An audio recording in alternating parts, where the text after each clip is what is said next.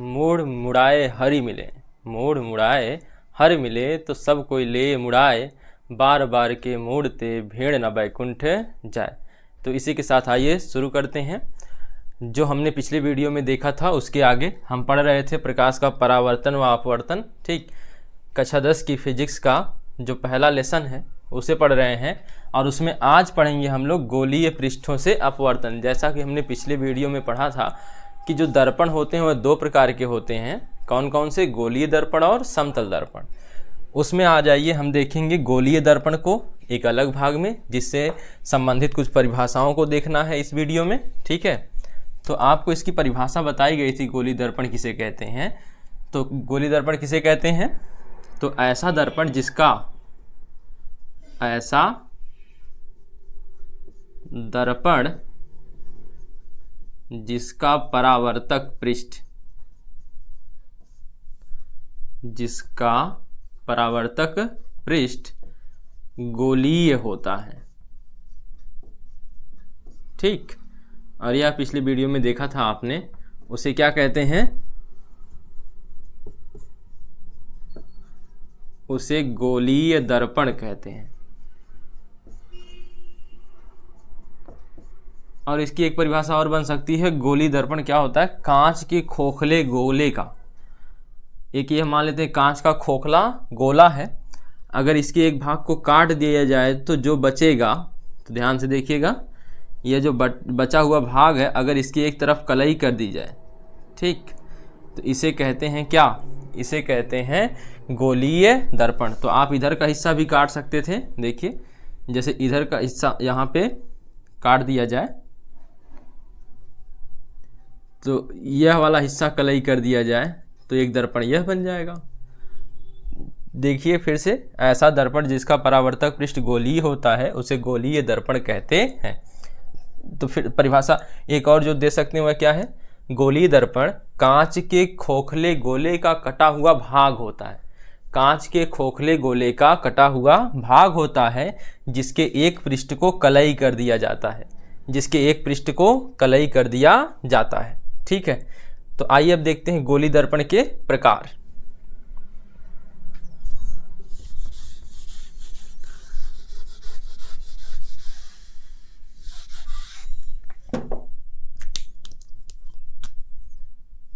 तो गोलीय दर्पण के प्रकार,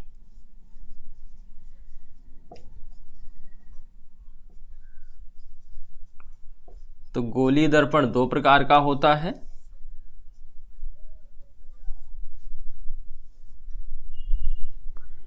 एक होता है अवतल दर्पण, अवतल दर्पण अंग्रेजी में कहते हैं इसे कॉनकेव मिरर।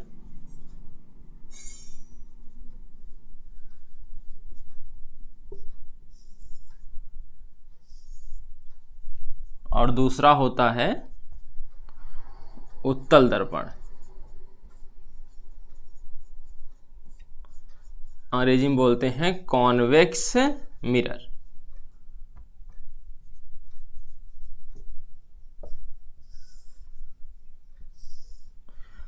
अब इनकी परिभाषाओं को समझिए। अवतल मतलब होता है धंसा हुआ होना।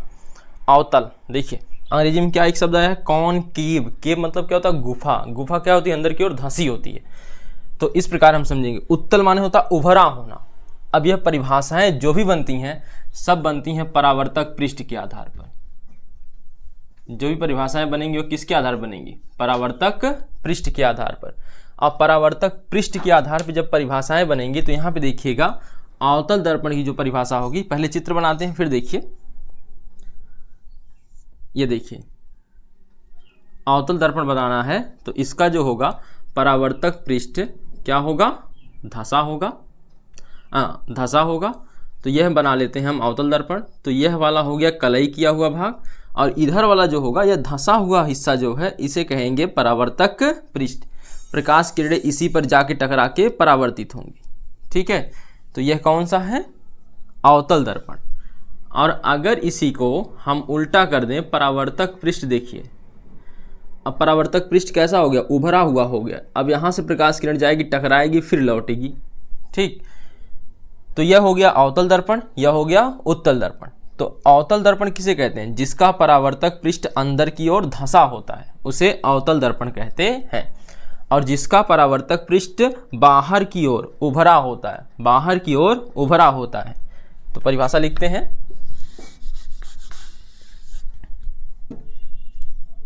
देखिए, ऐसा दर्पण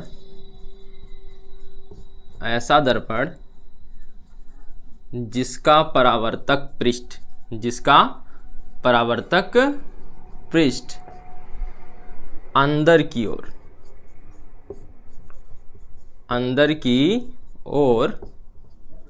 धंसा होता है,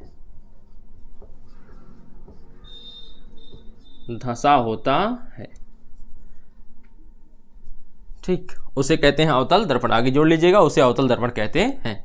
ये देखिए, धंसा होना लिखना सीख लीजिए। जैसे कभी भी कोई भी हिस्सा अगर ना की मात्रा इसमें, अगर ना को इसके साथ पढ़ा जाए पहले के साथ, तो हम इसे चंद्र बिंदी लगाते हैं। अगर दूसरे के साथ पढ़ना हो तो हम उसे लगाएंगे केवल बिंदी, यानी कि जो भी होगा पंचमाक्षर वाला रूल चलता है। तो देखिए, जैसे यहाँ पे हमने लिखा है, एक शब्द लिखा चांद, तो दा को हम प्लेस दे के पढ़ रहे हैं, और लेकिन यह जो ना जो आ रहा है वो किसके साथ आ रहा है? चा के साथ, चांद, ठीक है। तो यह हमेशा इस पे लगेगा। और अगर हमें लिखना हो, जैसे लिखना हो संबंध, क्या लिखना हो? संबंध।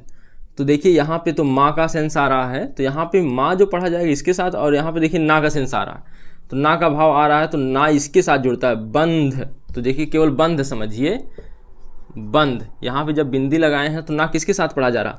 बा खाली, बा पे हम कुछ नहीं पढ़ रहे हैं। देखिए, तो यह जो बिंदी है इसको ना मानेंगे तो यहाँ पे क्या होगा? बंध, यानी धा में ना लग रहा है, लेकिन यहाँ पे क्या है? धा सा। तो यहाँ पे देखिएगा, तो यह आ रहा है चंद्र बिंदी, और पहले पे ही ना पढ़ा जाएगा तो धंसा पढ़ा जाएगा, ठीक है। तो इसके बाद देखिए, यहाँ पे उत्तल दर्पण किसे कहेंगे? तो ऐसा दर्पण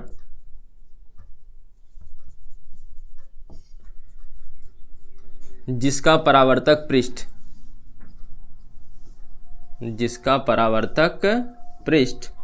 बाहर की ओर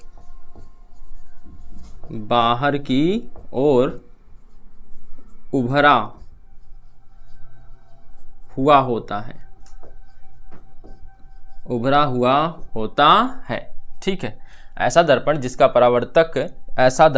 परावर्तक पृष्ठ बाहर की ओर उभरा हुआ होता है उसे उत्तल दर्पण कहते हैं। एक बार चित्र हम फिर से बना देते हैं, देखिए, ठीक, यह कहलाएगा आपका, देखिए यह क्या कहलाएगा? तो आपका कहलाएगा अवतल दर्पण। और ये यहाँ बनाते हैं, यहाँ परावर्तक पृष्ठ आपका उभरा हुआ हो गया,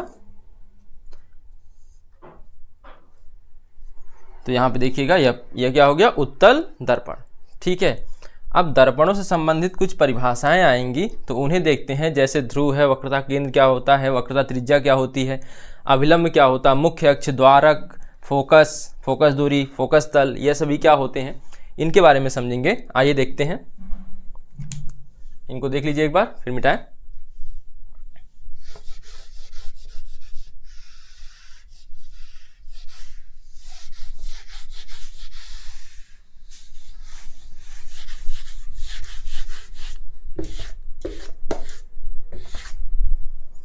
तो देखिए आगे, दर्पण से संबंधित परिभाषाएं।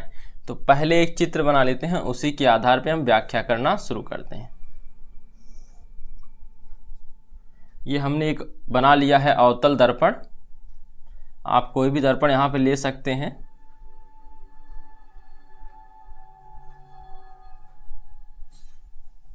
ठीक, इस बिंदु को P कहेंगे। यहाँ पे यह कांच का भी बताया गया था कि खोखला गोला होता है, उसी का कटा हुआ भाग होता है। तो जिस कांच के खोखले गोले से बना होगा तो गोले की एक ना एक क्या होगी? त्रिज्या होगी। ठीक, मैथ में आप जानते हैं किसी गोले की या वृत्त की एक त्रिज्या होती है। तो यहाँ पर जो होगा वह वक्रता जो केंद्र होगा, यानी अगर यहाँ पे गोला है तो उसका एक केंद्र तो होगा ना, तो केंद्र होगा, तो इसे हम कहेंगे वक्रता केंद्र। और यहाँ से इसके बीच की आधी दूरी जो बचेगी, इसके बीच की सी और पी के मध्य बिंदु को हम कहते हैं एफ। ठीक, क्या कहते हैं? एफ। लगभग मध्य में होता है, तो सी और पी के मध्य बिंदु में कौन है? एफ। इसे ही कहते हैं फोकस, मुख्य फोकस। ठीक, अब यहाँ पे देखिएगा, यहाँ से अगर आपको हम दिखाना चाहें तो यह देखिए, यहाँ से विस्तार इसका यहाँ तक है, नीचे तक है। इस दर्पण का विस्तार ऊपर से लेके नीचे तक दिख रहा है आपको, तो यह वाला हिस्सा कहलाएगा द्वारक। क्या कहलाएगा? द्वारक। क्या कहलाएगा? द्वारक। और यह वाला हिस्सा कहलाएगा परावर्तक पृष्ठ। यह जो अंदर की ओर धंसा हुआ परावर्तक पृष्ठ है, और जो बाहर की ओर यहाँ पे देखिए कलई किया गया है, तो यह कलई किया हुआ भाग है।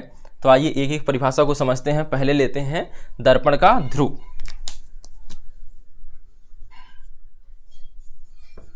दर्पण का ध्रुव, जिसे हम बोलेंगे पोल अंग्रेजी में।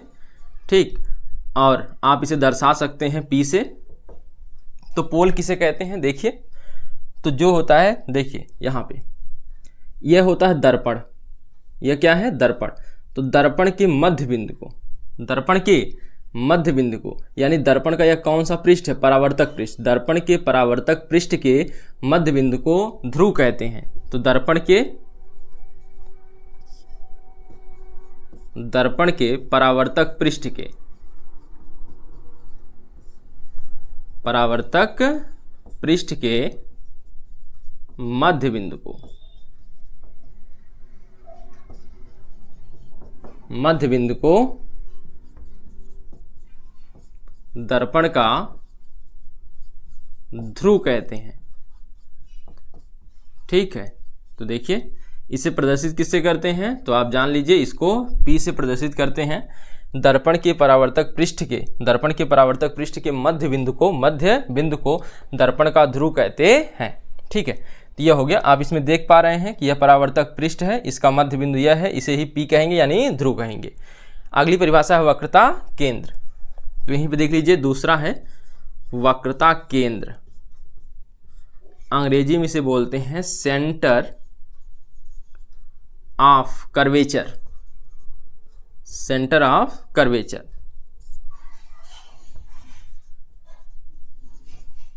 Centre of curvature.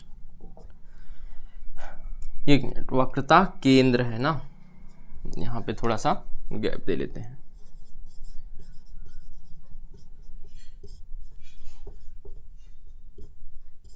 अब देखिए, यह अभी हमने बताया कि यह कांच का खोखला गोला होता है, उसी का कटा हुआ भाग होता है, और उसी की एक तरफ क्या कर दी जाती है? कलई कर दी जाती है।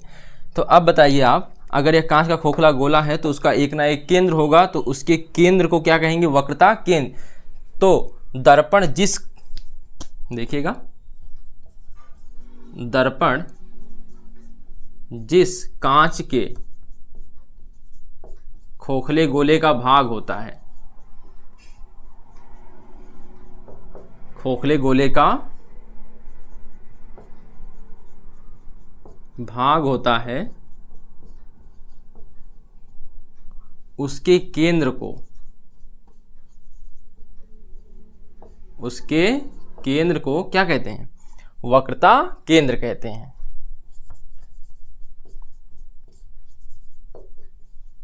वक्रता केंद्र कहते हैं।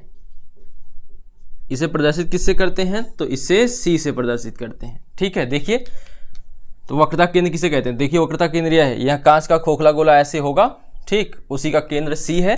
तो यहाँ पे क्या लिखे हैं? सेंटर ऑफ कर्वेचर को दर्पण जिस कांच के खोखले गोले का, कांच के खोखले गोले का भाग होता है, उसके केंद्र को वक्रता केंद्र कहते हैं, और इसे C से प्रदर्शित करते हैं। ठीक, इन दोनों परिभाषाओं को देख लीजिए। इसके बाद आते हैं वक्रता त्रिज्या पर। ठीक है, देखिए,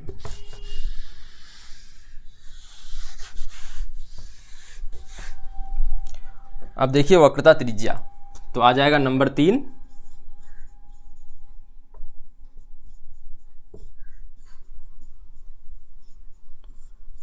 त्रिज्या को बोलते हैं रेडियस, या फिर आप रेडी भी बोल सकते हैं शॉर्ट में। रेडियस ऑफ क्या है? वक्रता, कर्वेचर।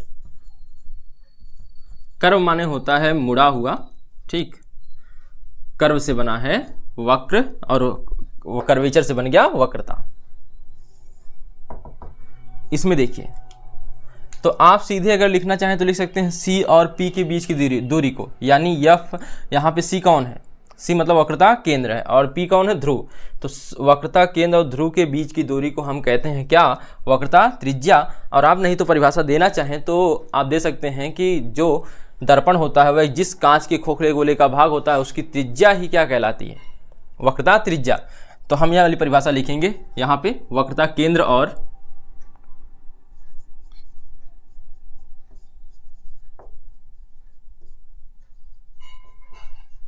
वक्रता केंद्र और ध्रुव के बीच की दूरी को, ध्रुव के बीच की दूरी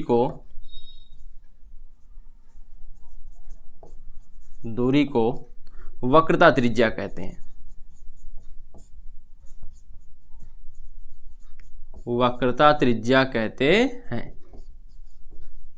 ठीक, तो ध्रुव, यहाँ वक्रता केंद्र मतलब C और ध्रुव मतलब P। तो यहाँ पे वक्रता केंद्र और ध्रुव के बीच की दूरी को हम क्या कहते हैं, वक्रता केंद्र और ध्रुव के बीच की दूरी को वक्रता त्रिज्या कहते हैं। ठीक, इसे प्रदर्शित हम कर देते हैं कैपिटल R से, कुछ जगह स्मॉल r से भी करता है, तो आपकी जैसी सुविधा। तो कैपिटल R से हमने प्रदर्शित कर दिया। तो यह हो गया वक्रता त्रिज्या। अब देखिए अगली परिभाषा क्या है, अभिलंब। अभिलंब से आप परिचित हैं, लेकिन यहाँ पे परिभाषा थोड़ी डिफरेंट हो जाएगी। नंबर 4 है अभिलंब। नॉर्मल, अंग्रेजी में क्या बोलते हैं, नॉर्मल। समझिए पहले, देखिए यह कौन है, वक्रता केंद्र है। अब यहां पर यह परावर्तक पृष्ठ है, गोलीय दर्पण का क्या है, परावर्तक पृष्ठ। तो गोलीय दर्पण के परावर्तक पृष्ठ से वक्रता केंद्र को मिलाने वाली कोई भी रेखा, ठीक, चाहे जहां खींच दीजिए, कोई भी रेखा सब क्या कहलाएगी, अभिलंब कहलाएगी। ठीक है, तो ये जितनी रेखाएं हमने खींचा है यह कोई डिजाइन नहीं बनाया है, यह सभी क्या हैं, अभिलंब हैं। ठीक, तो परावर्तक पृष्ठ के किसी भी बिंदु को वक्रता केंद्र से मिलाने वाली रेखा अभिलंब कहलाती है। ठीक, हम मिटा देते हैं सब, नहीं तो आपको लगेगा कि नया नया डिजाइन बना है। देखिए, तो एक बना देते हैं केवल, यहाँ पे मान लेते हैं एक बिंदु है और यहाँ से मिला दिए हैं, तो यह वाला भाग कहलाएगा अभिलंब। ठीक, तो देखिए परावर्तक पृष्ठ के किसी भी बिंदु को, परावर्तक पृष्ठ के किसी भी बिंदु को कहाँ से मिलाने वाली रेखा, वक्रता केंद्र से, को या वक्रता केंद्र से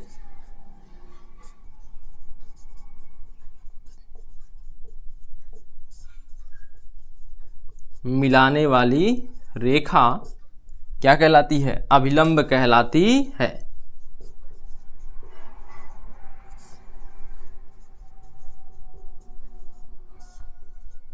अभिलंब कहलाती है। देखिए, परावर्तक पृष्ठ के किसी भी बिंदु को वक्रता केंद्र से मिलाने वाली रेखा अभिलंब कहलाती है। जैसे अगर यह कोई दर्पण है, ठीक, हम बना रहे हैं ऐसे ही, तो यहाँ मान लेते हैं इसका C है, तो जब हम इसको खींचेंगे तो इस पर एक बिंदु यहाँ पर स्थित होगा, मिलेगा। अब यहाँ पे अगर हम समतल पृष्ठ बनाना चाहें तो इस पे देखिए यह लंबवत ही हो जाएगा। यहाँ पे भी खींच के देखिए, यहाँ पे भी एक बिंदु होगा तो यह लंबवत हो जाएगा। ठीक, तो इस प्रकार हम इसे क्या कहते हैं, अभिलंब। तो चाहे जितने बिंदु होंगे सभी पर यह क्या पड़ेगा, अभिलंबवत। तो इसीलिए इसे क्या कहा जाता है, अभिलंब। तो परावर्तक पृष्ठ की किसी भी बिंदु को वक्रता केंद्र से मिलाने वाली रेखा अभिलंब कहलाती है। ठीक, तो इन दोनों को देख लीजिए एक बार। इसके बाद हम लोग देखते हैं मुख्य अक्ष और दर्पण का द्वारक। देखिए,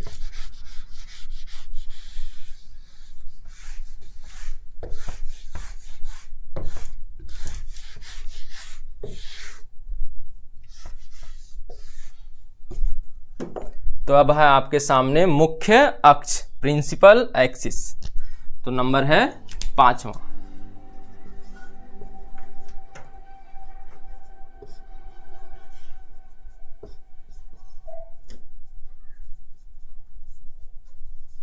प्रिंसिपल एक्सिस।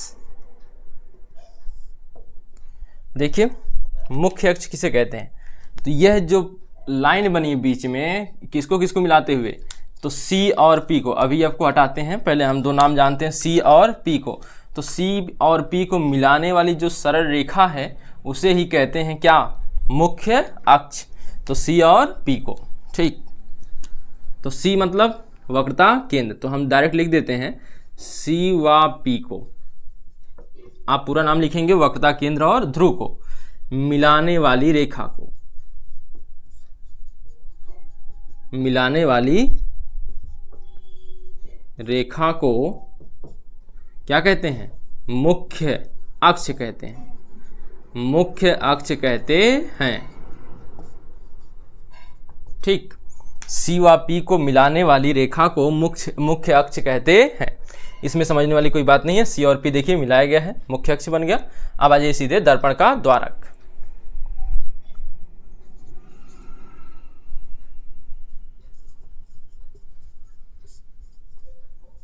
दर्पण का द्वारक, देखिए इसको अंग्रेजी में क्या कहते हैं, तो यहां पे अंग्रेजी में कहते हैं इसे एपर्चर,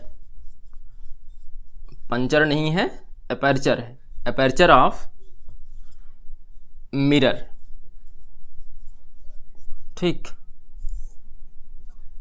तो इसको परिभाषित करेंगे तो क्या होगा, देखिए यहां पे, अब देखिएगा, आप जानते हैं कि व्यास जो होता है वृत्त का, यह वाली रेखा व्यास कहलाती है, लेकिन अगर किसी का विस्तार इतना ही दिया हो तो व्यास कहाँ से कहाँ बताएंगे, तो यह वाला हिस्सा व्यास कहलाएगा, ठीक है। जो यह वाला हिस्सा होगा इसे क्या कहेंगे, व्यास, यानी इसका विस्तार जो हो जाएगा व्यास हो जाएगा। व्यास का हिंदी में शाब्दिक अर्थ होता है विस्तार, ठीक। देखिए तो व्यास और समास दो शब्द होते हैं, हम लोग हिंदी ग्रामर पढ़ते समय पढ़ेंगे। व्यास मतलब होता है विस्तार और समास मतलब होता है संक्षिप्त, ठीक। इन दोनों शब्दों को हम बाद में देखेंगे जब हिंदी ग्रामर पढ़ेंगे तब। तो यहाँ पे देखिए, यहाँ पे हमने बनाया है द्वारक, कहाँ से कहाँ तक है, तो देखिएगा दर्पण का जो परावर्तक पृष्ठ होता है उसके विस्तार को यानी व्यास को ही द्वारक कहा जाता है। तो दर्पण के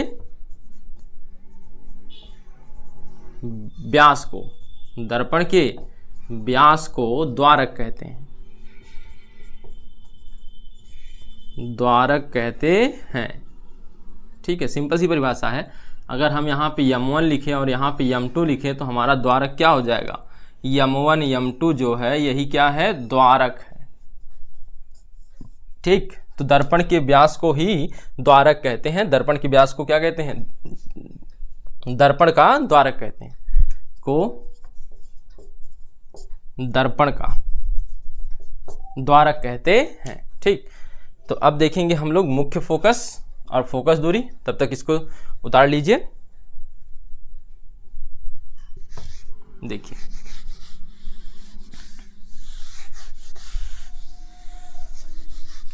अब हमें एक नया चित्र बनाना होगा, तो पहले समझिए कि हमें अब पढ़ना है मुख्य फोकस, प्रिंसिपल फोकस। तो यहाँ पे देखिए एक चित्र से समझते हैं पहले।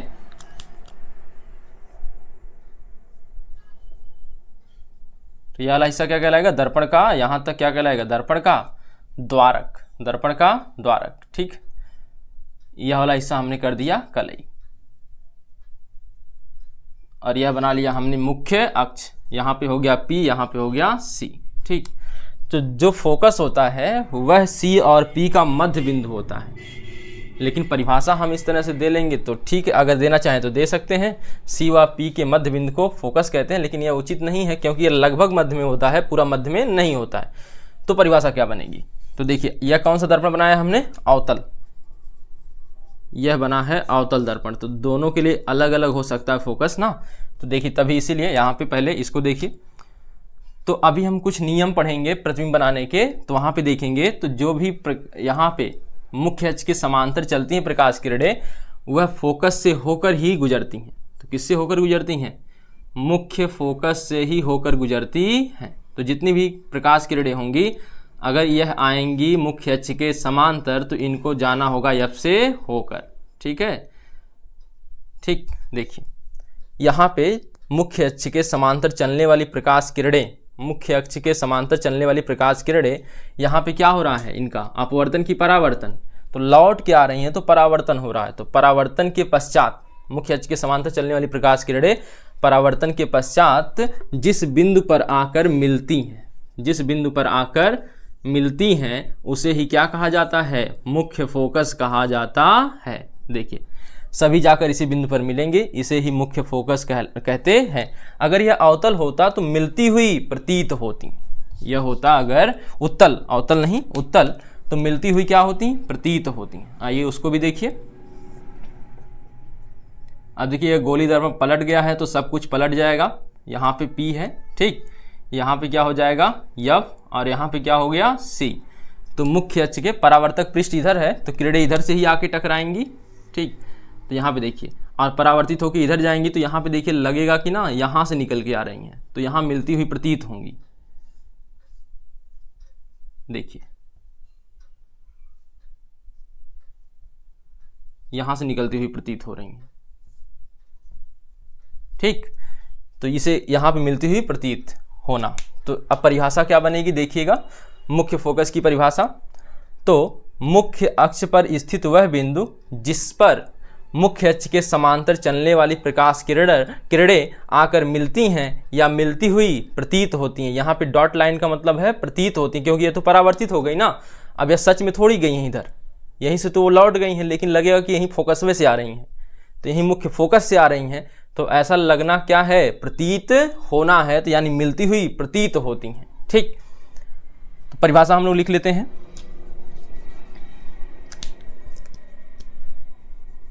मुख्य अक्ष के समांतर, तो सबसे पहले यह कौन है, सबसे पहले देख लीजिए, नाम इसका लिख दें, नंबर कौन सा आ जाएगा, 7वां, मुख्य फोकस। ठीक, नाम वहां से अंग्रेजी देख लीजिएगा, प्रिंसिपल एक्सिस, यहां पे हम सीधे लिखते हैं।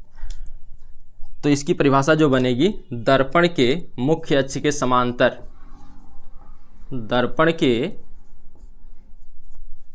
मुख्य अक्ष के समांतर चलने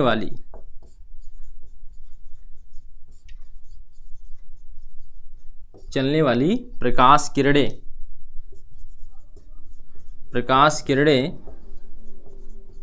परावर्तन के पश्चात मुख्य अक्ष के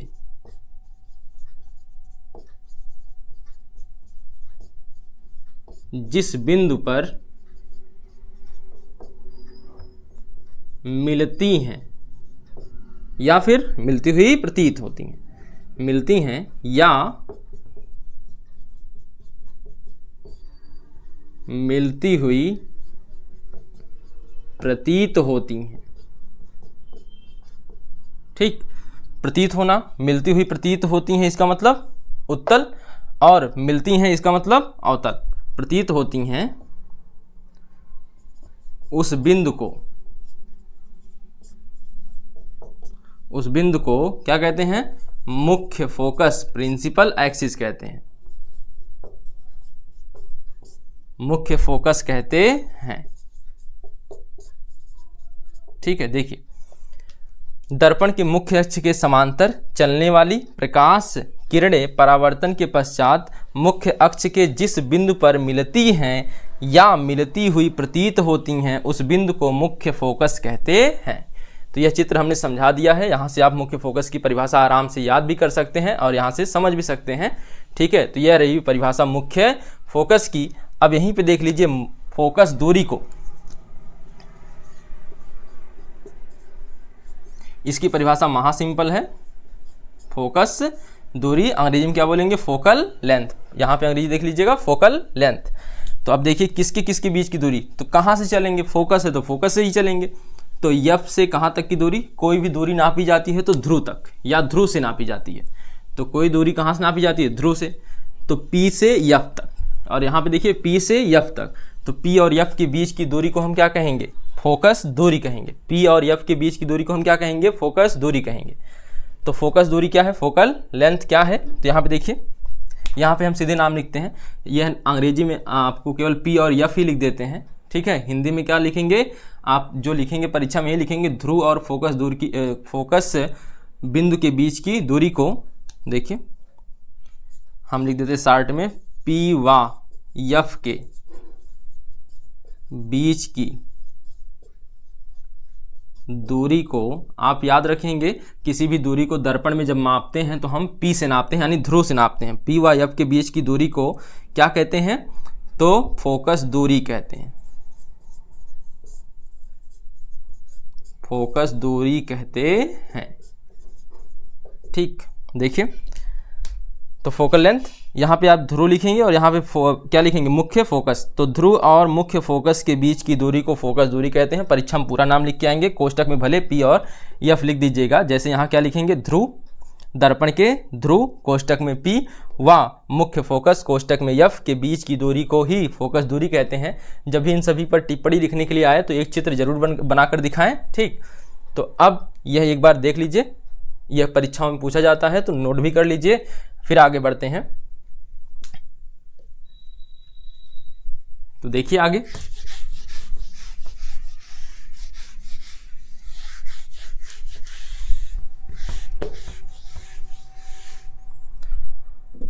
अब आगे देखिएगा क्या है। तो एक परिभाषा और बची है, जैसे पहले इसको भी चित्र से समझ लें। तो यह हो गया एक दर्पण, और सामान्यतः हम अवतल दर्पण बना रहे हैं। यहाँ पे क्या ले लिया? P, और यहाँ पे C हो गया। अब F भी बना सकते हैं क्योंकि F भी पता है, ठीक। तो अब देखिए, मुख्य अक्ष पर एक लंबवत रेखा खींचना है, मुख्य अक्ष पर लंबवत रेखा। तो ये देखिए सभी रेखाएं मुख्य अक्ष पर कैसी होंगी? लंबवत। तो यहाँ पे जो लंबवत रेखा यहाँ तल खींचना है, रेखा नहीं, तल से मतलब है ना। तो वह तल जो फोकस से होकर गुजर रहा हो, किससे होकर गुजर रहा हो? फोकस से। और कौन सा फोकस नाम देंगे? मुख्य फोकस से। और किसके लंबवत हो? मुख्य अक्ष के। तो यह सभी नहीं, केवल यह वाला तल। देखिए,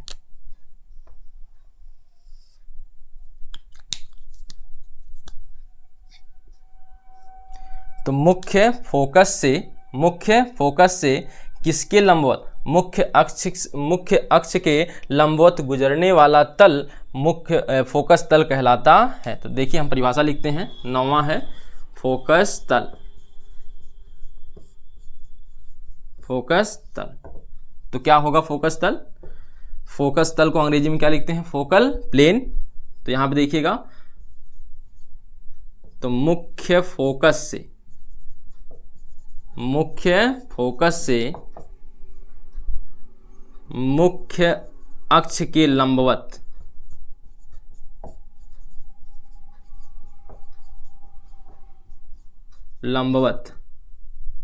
गुजरने वाला तल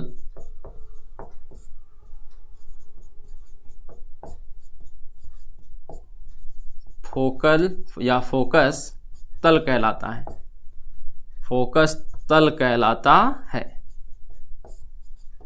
ठीक है। देख लीजिए, तो कहाँ से गुजरना है? पहली बात इसको F से, इसको गुजरना है F से, और किसके लंबवत जाना है? मुख्य अक्ष के।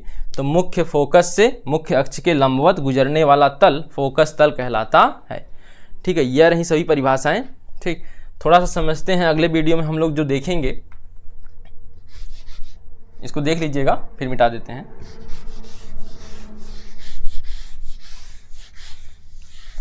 अब हमें पढ़ना है प्रतिबिंब बनाने की स्थितियां। उससे पहले अब यहाँ पे एक बार दोहरा लीजिए, ध्रुव किसे कहते हैं? तो ध्रुव क्या था? दर्पण जो था, कोई भी दर्पण अवतल या फिर उत्तल ले लीजिए। तो दर्पण का जो क्या होता है? परावर्तक पृष्ठ का मध्य बिंदु होता है, उसे ध्रुव कहते हैं। एक बार सभी चित्र में देख लेते हैं, एक चित्र बनाते हैं, सब देख लेते हैं। यहाँ पे क्या? परावर्तक पृष्ठ का मध्य बिंदु ध्रुव कहलाएगा, और जिस कांच के खोखले गोले को काटकर बना होगा उसकी केंद्र को क्या कहेंगे? वक्रता त्रिज्या। और C और P के बीच की दूरी को वक्रता केंद्र कहेंगे C को, और C और P के बीच की दूरी को क्या कहेंगे? वक्रता त्रिज्या। और इसके मध्य में बना देंगे तो यह क्या कहलाएगा? फोकस, ठीक। फोकस की परिभाषा आप अलग से देखें, यहाँ से यहाँ तक मिला देंगे तो क्या कहलाएगा? द्वारक। क्या कहलाएगा? द्वारक कहलाएगा। फोकस दूरी P और F के बीच की दूरी को कहेंगे फोकस दूरी, और C और P को मिलाने वाली रेखा क्या कहलाएगी? C और P को मिलाने वाली रेखा मुख्य अक्ष कहलाएगी। ठीक, तो यह हमने देखा अभी। तो अब देखते हैं जो हम पढ़ने वाले हैं, प्रतिबिंब बनाना, दर्पण से क्या बनाना? प्रतिबिंब बनाना। दर्पण से प्रतिबिंब कैसे बनता है, तो उसके लिए 3 नियम हैं। तो केवल आज शॉर्ट में देख लीजिए, फिर इसके बाद अगले वीडियो में हम प्रतिबिंब के बारे में बात करेंगे। तो देखिए 3 नियम हैं।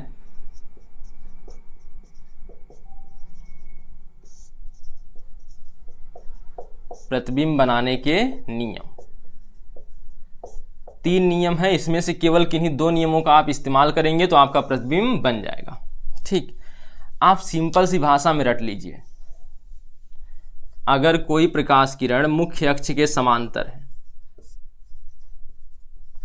अगर कोई प्रकाश किरण मुख्य अक्ष के समांतर है तो वह कहां से होके जाएगी? F से। मुख्य अक्ष के समांतर है, तो यहां पे एक शब्द छूट गया, हम फिर से लिख देते हैं। अगर कोई प्रकाश किरण मुख्य अक्ष के समांतर है तो वह कहां से होकर जाएगी? F से। और अगर F से होकर जाती है, अगर F से होकर जाती है तो यह परावर्तन के पश्चात मुख्य अक्ष के समांतर हो जाएगी, मुख्य अक्ष के समांतर हो जाएगी। यह कब हो जाएगी? परावर्तन के पश्चात। अब यहां पे लिख देंगे परावर्तन के बाद। और अगर C से होकर, C से होकर जाती है तो C से ही वापस लौट जाएगी।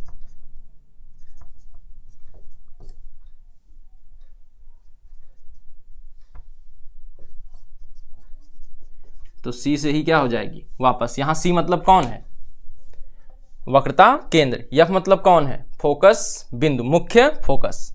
अब यहां पे देखिए, यहां पे हम शब्द लिख देते हैं परावर्तन के बाद। यहां पे भी परावर्तन के बाद और यहां पे भी परावर्तन के बाद। तो परावर्तन के बाद यहां पे भी आप समझ लीजिएगा, ये अंडरस्टूड है। ठीक, तो मुख्य अक्ष के समांतर जो भी प्रकाश किरणें रहेंगी, परावर्तन होगा तो कहां से जाएंगी? फोकस से। और जो फोकस से होकर जा रही होंगी वह कहां, परावर्तन के बाद क्या हो जाएंगी? मुख्य अक्ष के समांतर। और जो C से होकर जाती होंगी उनके परावर्तन के बाद क्या हो जाएगा? तो वह C से होकर जाएंगी। ठीक, जैसे एक चित्र से देखिए, हम एक अवतल दर्पण बनाते हैं।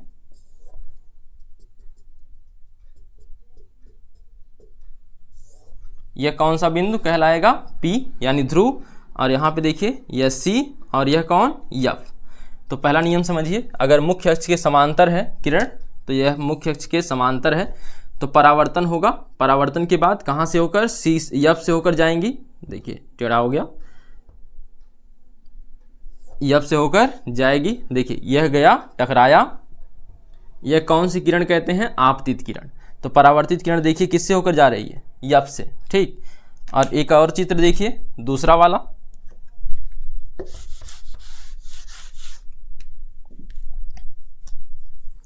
तो दूसरा वाला कहां से ले जाना है? यह हो गया P, यह हो गया C और यह हो गया F। तो इस बार F से अगर कोई प्रकाश किरण जाती है तो मान लेते हैं यहां से ले जाएं।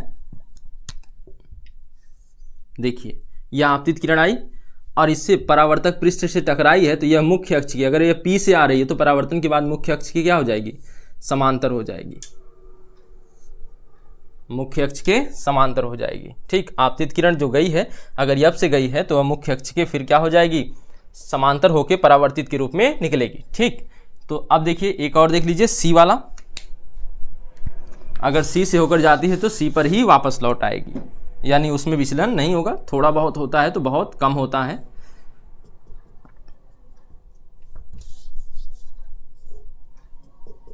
यह हो गया आपका दर्पण और यह हो गया इसका ध्रुव और यह हो गया F और यह हो गया C।